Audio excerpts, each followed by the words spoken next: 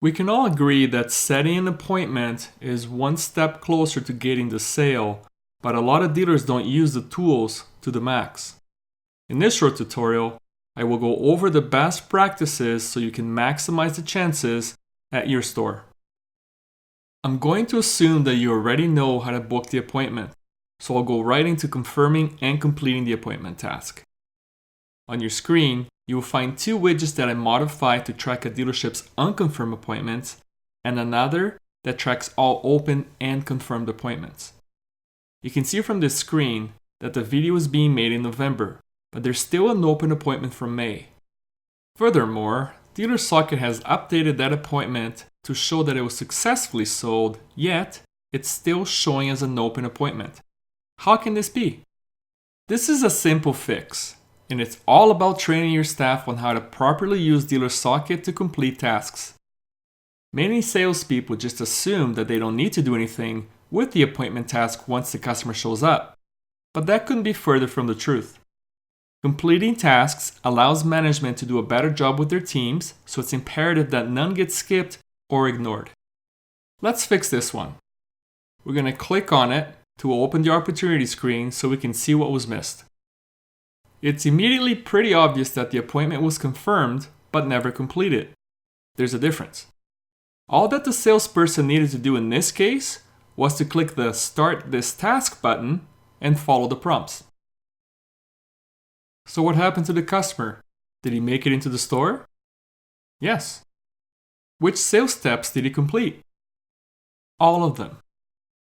In this next step, I always encourage people to ignore the optional in brackets and make it a mandatory requirement to add a work note every time they touch the opportunity with something relevant and click Save when done.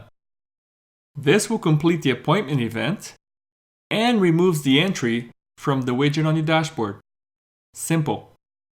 Why would you want to do it like this? Well, there's some reasons that I can think of. 1, it cleans up your data. 2, it can stop campaigns running further than intended. 3, it helps with reporting purposes such as this really handy report found right on your dashboard. Clicking that button opens up this report view that tallies up all appointment activity at your store for any day of the week. To change it from today to another day, simply click on the Day-Date hyperlink and choose another day, followed by clicking the Refresh Report hyperlink. This report is one of my favorites because I can get a quick glimpse of what happened at the store level for any day of the year without having to pull the opportunity and read all the work notes. As with most of the reports found within DealerSocket, this one can be interacted with by simply clicking on the customer hyperlink. Let's look at what these images mean. Appointment task created, but not confirmed, showed, or sold. Appointment task created, but not confirmed or sold, only showed. Appointment task created and confirmed, just no indication whether the customer showed up or purchased. Appointment task created and confirmed, but the customer was a no-show. Appointment task created, confirmed, and the customer purchased.